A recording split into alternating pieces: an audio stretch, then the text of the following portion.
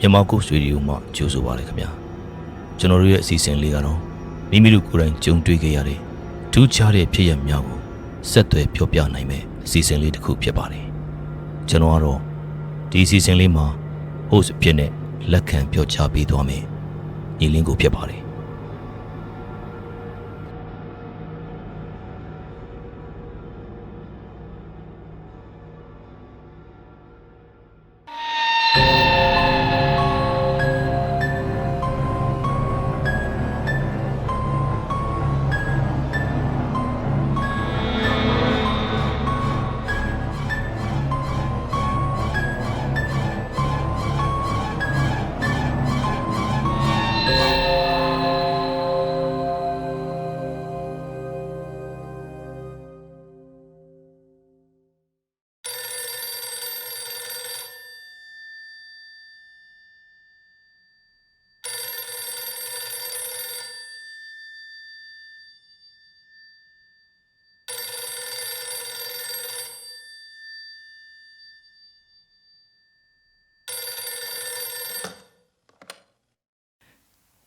ဟယ်လိုမင်္ဂလာပါခင်ဗျာဟယ်လိုကိုရေမင်္ဂလာပါမင်္ဂလာပါညီလေးကြိုးဆိုပါရခင်ဗျာညီလေးဘယ်ကနေဆက်တာလဲခင်ဗျာကိုရန်ကုန်ပါပဲကိုရေရန်ကုန်လားဟုတ်ညီဟုတ်ညီလေးဘယ်မြို့နယ်ဘယ်သူလဲအဲ့လိုပြောလို့ရလားအဆင်ပြေလားပြင်ပြောပြပါလားဟုတ်ကဲ့ကျွန်တော်နာမည်ကောင်းခန့်ပါကိုကောင်းခန့်ဟုတ်ကဲ့ရန်ကုန်ကနော်ညီနော်ဟုတ်ကဲ့ကဲโอเคညီလေးနော်ကိုရိုးစီစဉ်လေးကိုခုလိုမျိုးဖုန်းဆက်ပေးတဲ့အတွက်ပထမဆုံးကျေးဇူးတင်ပါတယ်ကြိုးဆိုပါရလို့ပြောပြစီခင်ဗျာဟုတ်ကဲ့ကျွန်တော်လည်းဒီလိုမျိုးစီစဉ်ပါလို့ကျွန်တော်ပြက်တွေပြောရမှာဆိုတော့ဝမ်းသာပါတယ်ကိုကြီးဟုတ်ကဲ့ပါညီဟုတ်နော်ကျေးဇူးပါတယ်ညီအဲ့ဆိုညီလေးခုကိုတိုင်တရက်6ခန်းတဲ့အကြောင်းလေးတွေကိုကိုတို့ဒါပြောပြပေးမှာပေါ့နော်ဟုတ်ကဲ့ကိုကြီးဟုတ်ကဲ့ပါညီဟုတ်ကဲ့ဒါဆိုညီလေးအစင်းသေးဖြစ်ပြီဆိုလို့ရှိရင်ပြောပြပေးလို့ရပါပြီနော်ကိုတို့နောက်ထောင်မယ်နော်ညီနော်ဟုတ်ကဲ့ကိုဟုတ်ကဲ့ပါဟိုပါဗျကျွန်တော်တရက်6ခန်းရတာဟိုပါပေါ့ကျွန်တော်တို့ဟုတ်2016 17လောက်ကဖြစ်မဲ့တင်တယ်အော်တော့ကြာခဲ့ပြီနော်ညီနော်ဟုတ်ညီဟုတ်ပြောပါဦးကျွန်တော်တို့ဟိုပါပေါ့ပကန်းမှာကျွန်တော်တို့အလောက်ကနေပြီးတော့ဟုတ်ကဲ့ခီးတစ်ခုသွားရင်းနဲ့ပေါ့အမှကြုံခဲ့ရတာပေါ့ဟုတ်ကဲ့ညီဟုတ်ထူးဆန်းနေဗျာကျွန်တော်တို့အလောက်ကသွားတာဆိုတော့လူတွေကအများကြီးနေအမှလည်း4-5လအနည်းဆုံး4လလောက်ကြာခဲ့ရဗျာအော်အကြာကြီးနေရနော်ပကန်းမှာဟုတ်ကဲ့ပါညီဟုတ်အမှဖြစ်တော့ကျွန်တော်ဆရောက်တော့ပေါ့နော်အမှဟုတ်ကျွန်တော်တို့နေဖို့ထိုင်ဖို့ဟိုတယ်စီစဉ်ကြတာပေါ့ဟုတ်ပြီညီအမှမိန်းကလေးတွေကတက်ပကန်းညောင်ဦးမြို့ထဲမှာပေါ့သူတို့ကျတော့ဟုတ်ကဲ့တော့ကျတော့ဒီပကန်းနဲ့နည်းနည်းမလန်းမကန်းမှရှိတဲ့နေရာပေါ့အဲ့နေရာမှာယောက်ျားလေးတွေအဖွဲ့သားတွေတည်တံ့စီစဉ်ပေးတာပေါ့ဟုတ်ပြီညီအဲ့မှာကြုံခဲ့ရတာပါဟုတ်ပြီဗျာကဲစိတ်ဝင်စားဖို့တော့ကောင်းပြီပကံမှာဆိုတော့ဒါနှစ်ချို့နော်နှစ်ချို့တွေဖြစ်မယ်ကဲလို့အောင်ညီနားထောင်မယ်ပြောပြပါဦးဟုတ်အဲ့မှာကျွန်တော်စအဦးဆုံးရောက်တော့ဟိုတယ်ကိုရောက်တော့ဒီကနေရန်ကုန်နေထွက်ပါညာနဲ့ဆိုတော့ညတော်မိုးချုံနေဗျနော်ဟုတ်ပြီဟုတ်ကျွန်တော်စိတ်ထဲမှာလည်းကျွန်တော်ရှိတော့မရှိပါဘူးဒီတိုင်းမှာပဲနေရာအသစ်ဆိုတော့နည်းနည်းအားလုံးကလည်းနည်းနည်းစိမ့်နေကြတော့အင်ပေါ်နေရာချင်းဆိုတော့ဟုတ်ညဘက်လည်းဖြစ်တော့နည်းနည်းလန့်နေရအောင်ဗျာဟုတ်ပြီဟုတ်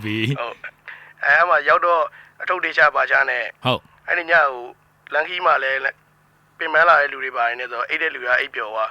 ဟုတ်ပြီကျွန်တော်တို့လည်းဟို3ယောက်တခန်းနေရတာဗျာကျွန်တော်တို့ဟုတ်ပြီ3ယောက်တခန်းเนาะယောက်ျားလေး3ယောက်ကိုတခန်းနေရတယ်ဟုတ်ပြီညီဟုတ်ဟိုပေါ့အဆောင်လိုပုံစံမျိုးပါဟိုတယ်ဆိုပေမဲ့လေhostel ပေါ့ဟုတ်ညီဟုတ်ဒီဘက်မှာ9ခန်းဒီဘက်မှာ9ခန်းအလဲမှာရှောက်လန်းနေပေါ့ဟုတ်ကဲ့ညီဟုတ်အဲ့မှာကျွန်တော်တို့ကလည်းကျွန်တော်တို့လည်းလိုအခန်းဝင်လိုက်တာပေါ့နော်ဝင်ပြီးတော့နားတဲ့လူကနားအိတ်တော့ဟုတ်ကျွန်တော်ဆက်ဆောင်ဆုံးအိတ်တော့နေရာသစ်ဆိုလေနေရာသစ်လည်းဖြစ်တော့လေအိတ်တော့တိတ်မပြောဘူးဗျအေးပေါ့ဟုတ်တာပေါ့အိတ်ရအပြောင်းလဲနေဆိုတော့နော်ဟုတ်အိတ်မပြောတော့အိမ်ညကျွန်တော်ထင်တယ်တနာရီလောက်မှထင်တယ်ကျွန်တော်အိတ်ပြောသွားရဗျတနာရီလောက်မှလို့အိတ်လိုက်မိတ်လိုက်ဖြစ်နေပေါ့ဗျအိမ်ပေါ့နော်မိကနေအိတ်ပြောသွားမှာပေါ့ပင်ပန်းထားတာဆိုတော့အဲ့မှာကျွန်တော်ပြန်လက်နိုးလာတော့အိမ်မက်လိုပါလို့ဖြစ်နေရဗျတကယ်မဟုတ်ဘူးကျွန်တော်လက်နိုးသွားလူကတကယ်နိုးလာတာလားဟုတ်လက်နိုးသွားတာအမှန်ကျွန်တော်အိမ်မက်လိုထင်နေအဲ့ဒါကြီးဟုတ်ပြီကျွန်တော်ပုံတယောက်ကဖိထားတာပေါ့နော်ဖိထားတော့ကျွန်တော်လည်းပလက်နေတာဖြစ်နေရောဟုတ်ပြီတက်ဖိတာယုံလို့လည်းမရဟုတ်လည်းမရဘူးဖြစ်နေရဟုတ်ပြီအဲ့မှာအရင်အမေတို့ဘာလို့ကလည်းပြောဘူးတာပေါ့ဟုတ်ကဲ့ဘလူးစီးရင်အဲ့လိုမျိုးဖြစ်တတ်တယ်ဟုတ်တယ်အခုလည်းကြားဘူးတယ်ဟုတ်တယ်နော်လူကြီးတွေပြောကြတယ်ဟုတ်တယ်ကျွန်တော်လည်းအဲ့လိုဘလူးစီးတယ်လို့ပဲထင်လိုက်တာပေါ့နော်ဟုတ်ပြီထင်တော့အဲ့လိုမေကလည်းပြောဘူးတယ်ဗျအဲ့ဒါတယောက်ရဲ့အသားကိုထိလိုက်မှလူကယုံလို့ရပါဘောနော်ယုံလို့ရပြီဟုတ်ပြီအဲ့ချိန်မှာဖြစ်ချင်တော့ကျွန်တော်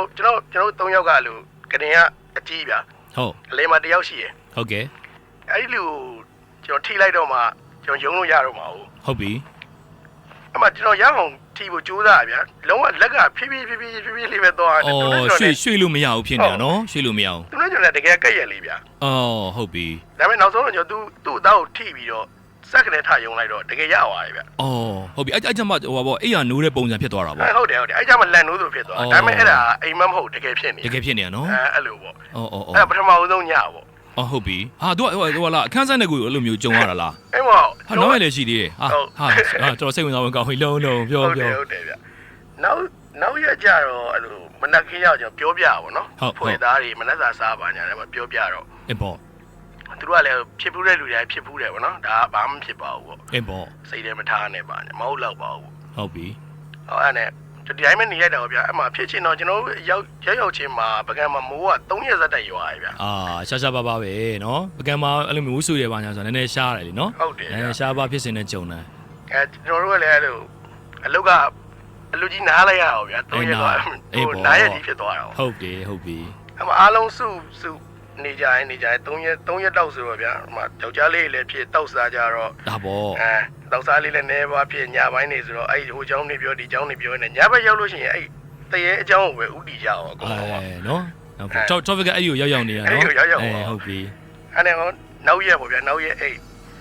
နောက်တရက်ကြတော့ထင်တယ်ကျွန်တော်အခန်းထဲမှာအဲ့လိုမျိုးပဲကျွန်တော်ရဲ့နောက်တယောက်ရဲ့အဲ့လို TV ကြည့်နေကြ ဟုတ်ပြီ ကြည့်နေရေချိုးကန်းတွေကရေပါလုံးဝဖွင့်ချလိုက်တယ်မျိုးပွင့်သွား အော်အတန်ကြားရတာလားတကယ်ကြာလာ တကယ်ကြလား Oh my god တကယ်ကြီးကြလားကျွန်တော်တို့အခန်းနဲ့ရေချိုးကန်းနဲ့ကက်ရဗျာကျွန်တော်အိတ်တဲ့နေရာနဲ့ဟိုရေချိုးကန်းနဲ့လို့ကက်ရညီတို့ဒီ3ယောက်နေတဲ့အခန်းထဲမှာဒီရေချိုးကန်းပါတာလားဟုတ်အဲ့ထဲကနေအဲ့လိုဖြစ်တာဟုတ်ပြီ အဲ့မှာဝေါကနေကြလာတော့ဟာဘာလဲပေါ့ဝင်ကြည့်လိုက်တော့ဟောကြီးမလုံးလို့ပဲနေမှာပေါ့ ဟုတ်ပြီ ထားလိုက်ပါဦးပြီးတော့နောက်တစ်ခေါက်လည်းထပ်ကြလာပြန်တော့ဟာဟုတ်တော့ထင်တယ်လို့အေးနော်အဲ့နဲ့ဒါမှမဟုတ်ကျွန်တော်ယောက်ျားလေးတွေပဲဖြစ်ကြတယ်လို့အရင်လဲဟိုကြောက်တယ်ပါညာတာဖြစ်တာဗျာဒါကတော့စူးစမ်းနေကြအေးဟုတ်တာပေါ့အဲ့မှာသတိထားကြည့်ရင်လည်းဗျာတို့တကယ်သတိထားလိုက်လို့လားမသိဘူးမဖြစ်တော့နော်အေးမဖြစ်တော့ဒီတိုင်းအိတ်လိုက်ကြအောင်အဲ့တော့ည2 နာရီခွဲလောက်မှာကျွန်တော်တို့3ယောက်တည်းက1ယောက်ရဲ့သူ့ရဲ့ laptop လေးကနေပြီးတော့ရုပ်ရှင်တကားလာနေတာမဘလို့လဲတော်တော့ကိုဖွင့်ထားလို့လာနေရလားမဖွင့်ဘူးကျွန်တော်တို့အကုန်လုံးဒီတိုင်းပဲအကုန်လုံးပိတ်အကုန်လုံးအိတ်လိုက်ကြပြီအိုးဟုတ်အဲ့မှာအိမ်မိုးကြနေတဲ့အချိန်ပေါ့ဗျာဟုတ်ပြီအဲ့ရုပ်ရှင်ကလာနေရမှာတဝက်လောက်ရှိနေပြီအဲ့နဲ့ထပ်ကျွန်တော်ဒီကောင်ဘာဖြစ်တာလဲမနေ့ကျရင်လှုပ်ရှိသေးတာရုပ်ရှင်တွေပါထကြည့်နေအဲ့လိုထင်လိုက်တာပေါ့ကျွန်တော်က no ဝါကြည့်လိုက်တော့ तू ကလည်းအိတ်နေရအိုးနောက်ဆုံးအဲ့သူ့ရဲ့ပွင့်နေတဲ့ laptop ကိုသွားကြည့်လိုက်တော့အဲ့ laptop ကလည်းပိတ်ထားတာအော်အဖုံးပိတ်ထားတာဗျာဟုတ်ပြီအဲ့မှာရုပ်ရှင်ရက်လာနေတဝက်လောက်ရှိနေပြီပိတ်ထားရဲ့နဲ့အထဲမှာရုပ်ရှင်ကဟုတ်ရုပ်ရှင်ကြည့်နေတယ်လို့ဖြစ်နေတယ်ရုပ်ရှင်သွားနေတယ်ရုပ်ရှင်ကရုပ်ရှင်သွားနေ laptop တွေကပိတ်ထားရင်တော့ရုပ်ရှင်တော့မလာတော့ပါဘူးကျွန်တော်ထင်တော့လေအေးနော်ဟုတ်တာပေါ့ဟုတ်အဲ့ချိန်မှာရုပ်ရှင်ကြီးလာနေပြီတဝက်လောက်ဖြစ်နေရဗျာအော်အဲ့နဲ့ဟာထူးဆန်းနေရော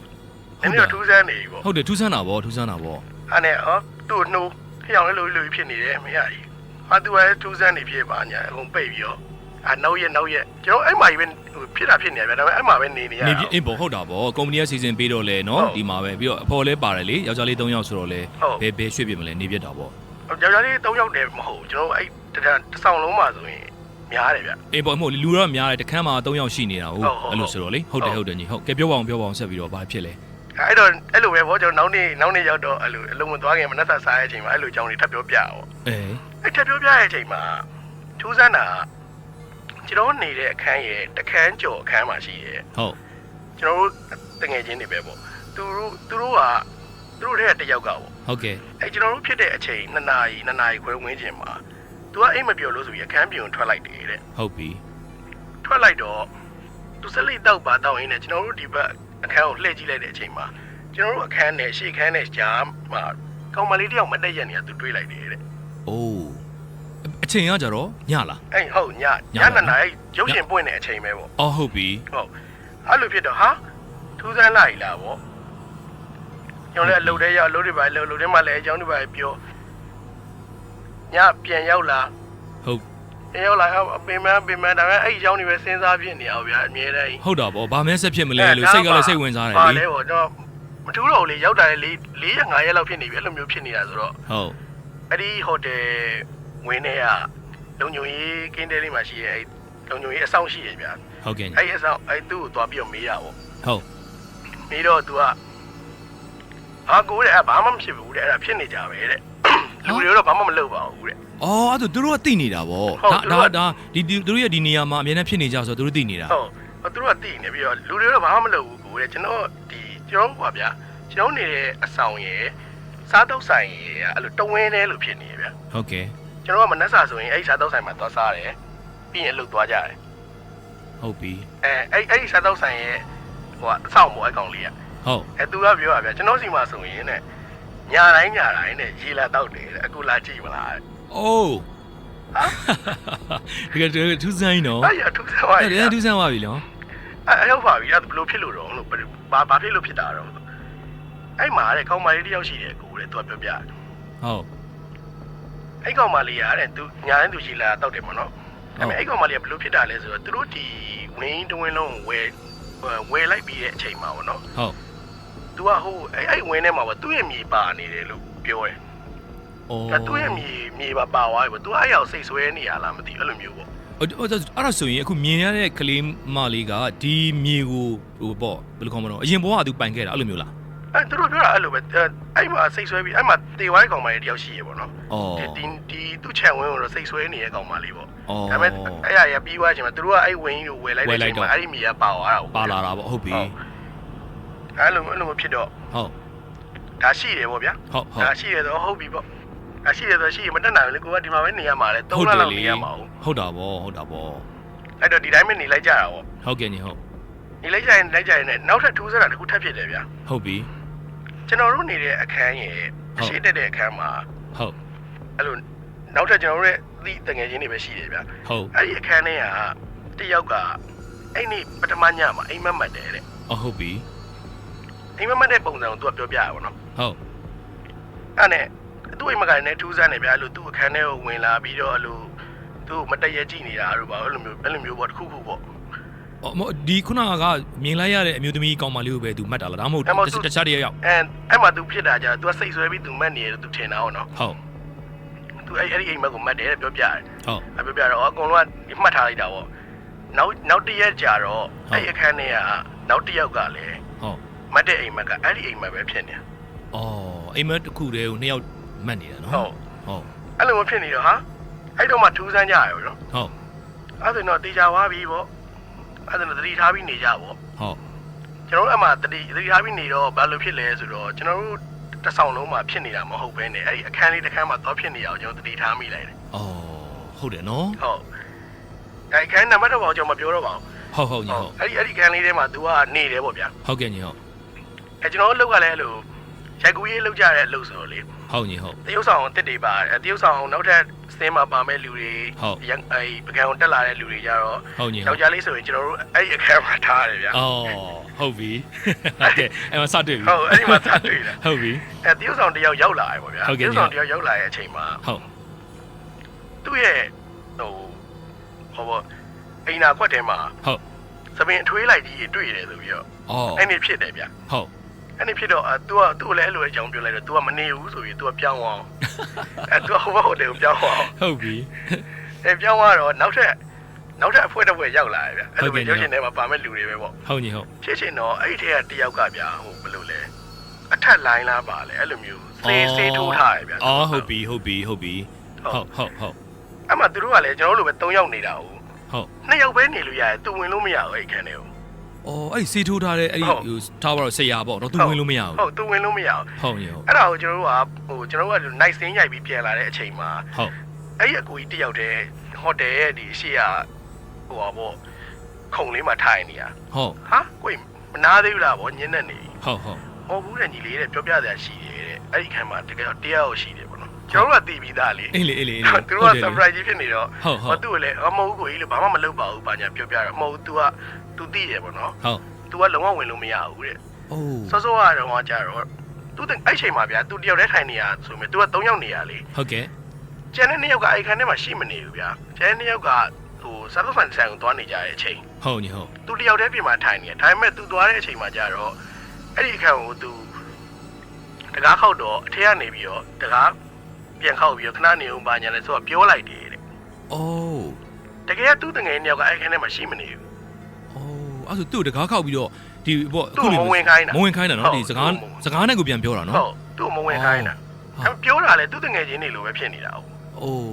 ဟာတော်တော်ကြမ်းသွားပြီနော် ဟုတ်ဒါပေမဲ့ကျန်းဝိုင်းတာပြောတာပါဗျာကျွန်တော်တို့အဲ့လိုသူကအဲ့လိုကြီးကြီးမားမားကြီးရိုင်းလူတွေတော့ဒုက္ခမပေးပါ မပေးဘူးနော်ဟုတ် အဲ့ဖြစ်တော့သူကပြောပြတော့သူလုံးဝနေလို့မရတဲ့အကြောင်းပြောတယ်ပေါ့ဗျာ ဟုတ် အဲ့နဲ့တော်တော်ထူးဆန်းလာပြီဗျာအဲ့ဒီခန်းကိုကျွန်တော်တို့ကအားလုံးကြာလာတဲ့အချိန်မှာအဲ့ဒီခန်းကိုပဲသတိထားမိနေကြတာပေါ့ ဟုတ်တာဗောစိတ်ဝင်စားဖို့အရန်ကောင်းနေတာဆိုတော့နော်သတိထားမိနေတာ သတိထားမိနေတာအဲ့ဒီခန်းကိုပဲ ဟုတ်ညီဟုတ်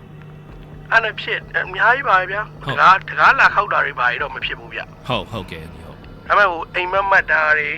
ဟုတ် ရှိခနဲ့တွေးလိုက်တာတွေကတော့အဲ့လိုတယောက်မို့တယောက်အဲ့လိုဖြစ်နေကြတာ ဖြစ်နေကြတာနော်ညီဟုတ် ကံကောင်းနေတာကျွန်တော်ကအဲ့လိုလူအကောင်လုံးလိုက်ကြီးကိုတခါမှမမြင်ရဘူးဒီမှာနေတဲ့အချိန်မှာ ဟုတ်ညီဟုတ် ကံကောင်းတာအကဆိုးရလားပဲမသိဘူးကျွန်တော်သွားမြင်လိုက်ရတယ်ဗျာနောက်ဆုံးမှာ အော်နောက်ဆုံးမှာတကယ်သူ့ကိုမြင်လိုက်ရနော် မြင်လိုက်ရတယ် အေးလှုပ်ပါအောင်ပြောပါအောင် မြင်လိုက်ရတာထူးဆန်းတယ်ဗျာကျွန်တော်တို့ကအဲ့နေရာ New Year ပေါ့ ဟုတ်ကဲ့ ဟုတ်တယ် New Year ညဗျာအဲ့ဒါ ဟုတ် အလုတ်ကလည်းအဲ့လိုစောစောနားလိုက်ကြတယ် ဟုတ်ကဲ့ ညဘက်အကုန်လုံးဒ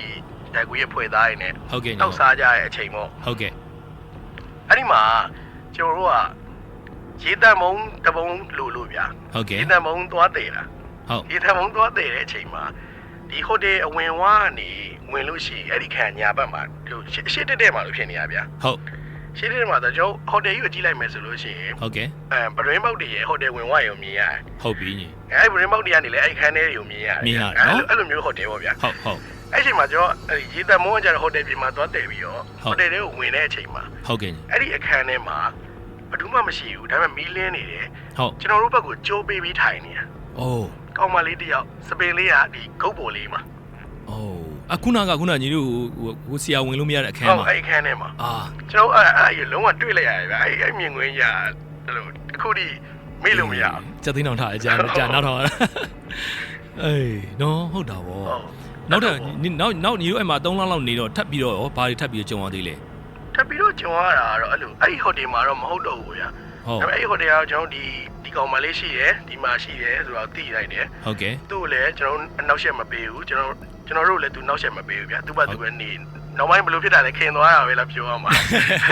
သိသွားတာဗောနော်အဲ့တို့ဧည့်သည်တွေဆိုပြီးတော့ သိသွားတာဗော ဟုတ်ညီဟုတ် ကျွန်တော်ကလည်းလို့အရင်ကြောက်စိတ်ကြီးမရှိတော့ဘူးဗျာ မရှိတော့ဘူးနော် သိတယ် ဟုတ်ညီဟုတ် နောက်တစ်ခုဖြစ်တာကြတော့အဲ့လို ဟုတ် အဲ့ကောင်မလေးတော့မဟုတ်ဘူးဗျာကျွန်တော်နိုင်စင်းရိုက်ကြတာ ဟုတ်ဒီဟိုတယ်မှာပဲလား အဲ့ဟိုတယ်မှာမဟုတ်တော့ကျွန်တော် တခြားနေရ နိုင်စင်းရိုက်တော့ပကံဖျားတွေ ဟုတ်ကဲ့ ကြားထဲမှာပေါ့နော် ဟုတ်ကဲ့ အဲ့မှာရိုက်ရင်းနဲ့ကျွန်တော်ဟိုတရုတ်ဆောင်နာမည်တော့မပြောတော့ ဟုတ်ကဲ့ ဟုတ်အဲ့မှာနှစ်ယောက်ဘယ်လိုပြောရမလဲ romantic scene ပေါ့ အာဟုတ်ပြီ အဲ့လိုမျိုးရိုက်ဖျားကြားထဲမှာပေါ့ ဟုတ် 3 2 1 action ဆိုတာနဲ့မင်းသမီးကလဲကြသွား ဟုတ်ကဲ့ သူပူးခံလိုက်ရတယ်ပေါ့ ဟုတ် သူကမှဖြစ်တယ်ပေါ့ဗျာအမဘာဖြစ်တာလဲပေါ့ အော်တကယ်တမ်းကဟိုကမဟုတ်ဘူးနော် ဟုတ်သူဝင်ပူးသွားတာ အော် သူတို့เนี่ย romantic scene ပါဗျာမင်းသမီးကိုဝင်ပူးသွားပြီတကယ်ကရိုဝါမဲ့ scene ပါဗျာမင်းသမီးကရုပ်တရက်လဲကြသွား အော် အကုန်လုံးကလည်းဟိုကဘာဖြစ်တာလဲပေါ့ပြီးတော့မှသူ့ရေတွေပါတိုက်ပါညာပြီးတော့မှသူကပြောတယ်ဗျာသူ့ကိုနေခဲ့ဖို့ပြောတယ် နေခဲ့ဖို့ သူ့ကိုနေခဲ့ဖို့ပြော ဒီမင်းသမီးလေးကိုနေခဲ့ဖို့အော်ဟုတ် ဒီမှာပဲနေပါလားပေါ့နော် ဟုတ် သူ့နေခဲ့ဖို့ပြောတဲ့လူနှစ်ယောက်ကလည်းတဲ့သူ့ထက်အရက်ကနောက်တစ်ပြန်လောက်ထပ်ရှိနေရတယ် အိုး အဲ့လိုမျိုးကြီးတော့ကြုံရသေးတယ်ဗျာ အော်အဲ့သူလဲသွားတဲ့အချိန်မှာသူ့အာယုံထဲမှာဒါတွေဖြစ်နေတာပေါ့နော် ဟုတ်အဲ့လိုဖြစ်နေတယ်တဲ့ ဟုတ် အဲ့တုန်းကလည်းတော်တော်ကြောက်ဖို့ကောင်းတယ်ဗျအဲ့ဒါကြတော့ ဟုတ်တယ်နော်ဘာမှမဆိုဘာဖြစ်ဒါကျွန်တော်တို့ကမမြင်ရတဲ့အကြောင်းအရာတွေကလေကိုယ်ကိုယ်တိုင်ကြုံမှုမှဒါတွေကတကယ်ရှိတယ်ဆိုတာရောနော်လက်တွေဟိုပေါ့လက်ခံကြတာလေအဲ့လိုမျိုးဆိုတော့လေမှန် ကျွန်တော်တို့ဆိုယုံတဲ့လူတွေမဟုတ်အဲ့ဒါတွေကိုလေ ဟုတ်ကဲ့ညီဟုတ် ဒါပေမဲ့တကယ်အဲ့လိုတရေပဲထားပါတော့တရေတော့မဟုတ်ဘူးထားပါဗျာအဲ့လို အကောင်လိုက်ကြီးမြင်လိုက်ရတာကြတော့ ဟုတ် မျက်နှာတော့မမြင်လိုက်ရရင်ဗျာဘယ်လိုပဲဖြစ်ဖြစ် အေးပေါ့ ဒီနေ့ဒီမေးလို့မရရင်မြင်ခွင့်နေဖြစ်နေတာပေါ့ အေးဟုတ်တာပေါ့ညီမှန်တာပေါ့နော်ကိုတို့ကဒါကိုယ်တိုင်မကြုံဘူးသေးတဲ့အချိန်ကြလို့ရှိရင်ဒီထားတော့အဝိညာဉ်လောကပဲပြောပြစီနော်အဲ့တော့ဒီလိုမျိုးဟာတွေကတချို့ကမယုံကြဘူးပေါ့နော်ကိုယ်တိုင်တကယ်ကြုံလာတဲ့ခါကျတော့မှပဲအခုဒါညီတို့ဖြစ်တယ်လို့ပေါ့နော်တကယ်ရှိပါလားဆိုတာကိုဒါကိုတော့သိရတာပေါ့နော်ညီနော်တကယ်စိတ်ဝင်စားဖို့ကောင်းပါတယ်ညီနော်ဟုတ်နော်ဆိုတော့ခါကျညီအခုအဲ့တရက်6ခံပြီးတော့နောက်ပြန်လာတဲ့အချိန်တွေမှာထပ်ပြီးတော့ဒီအဲ့ဟိုတယ်ကနေပေါ့ချက်ကောက်လုပ်တဲ့အချိန်တွေမှာနောက်ထပ်ဘာကြုံရတာရှိသေးလဲ အဲ့ဒါတော့မရှိတော့ဘူးဗျာကျွန်တော်ကသူနဲ့အဲ့လိုပြောရမလဲဆိုတော့ပြောလို့ခင်သွားတာ အေးပဲရင်းနှီးသွားတယ်ပေါ့နော်သူကိုသိသွားတယ်သူ့ကိုနောက်ဆက်မပေးဘူးမှလည်းသူသိသွားတယ်ပေါ့နော်အဲ့တော့အဲ့ဆိုဆက်နေသွားတဲ့ဒီနောက်ရက်တွေမှာအေးစစ်စစ်နဲ့ပဲပြီးသွားပြီနော်ဟုတ်ပါပြီဗျာโอเคညီတကယ်စိတ်ဝင်စားဖို့အရင်ကောင်းပါတယ်ညီနော်နော်ဟုတ်ကဲ့ပါညီဟုတ်ကျေးဇူးအများကြီးတင်ပါတယ်ကိုရီးယားဒီမြန်မာကိုရီဒီယိုကိုဖုန်းဆက်ပေးတဲ့အတွက်ပေါ့ညီနော်ဟုတ်ကိုတို့ဒီအစီအစဉ်လေးကတော့ဒါညီလဲတည်ပြီးသားပါပဲနော်ကိုတို့ဒီမြန်မာနိုင်ငံအနှံ့မှာရှိကြတဲ့ကိုယ်တိုင်ကြုံတွေ့ရတဲ့အခုလိုတရက်6ခန်းတဲ့အကြောင်းလေးတွေပေါ့နော်မြင်တွေ့ရတဲ့အကြောင်းလေးတွေကိုလက်ခံဖုန်းပြောပေးနေတဲ့အစီအစဉ်လေးဖြစ်ပါတယ်ညီနော်ဟုတ်အခုလိုကိုတို့ဆက်ပေးတဲ့အတွက်ကျေးဇူးအများကြီးတင်ပါတယ်ကိုတို့အစီအစဉ်လေးကိုနော်နောက်ထပ်တငယ်ချင်းတွေကနေပြီးတော့သူတို့မှာဒီလိုတွေ့ကြုံခဲ့ရတဲ့နော်တရက်6ခန်းတဲ့အကြောင်းလေးရှိတယ်ဆိုလို့ရှင်လေဒီကိုဖုန်းဆက်လို့ရတယ်ဆိုရင် information လေးကိုပေးပါဦးညီနော်ဟုတ်ကဲ့ပါကိုကြီးကျေးဇူးတင်ပါတယ်ဗျာဟုတ်ကဲ့ပါညီနော်ကျေးဇူးအများကြီးတင်ပါတယ်ခင်ဗျာနော်ညီဟုတ်ကဲ့ပါဟုတ်ကဲ့ဟုတ်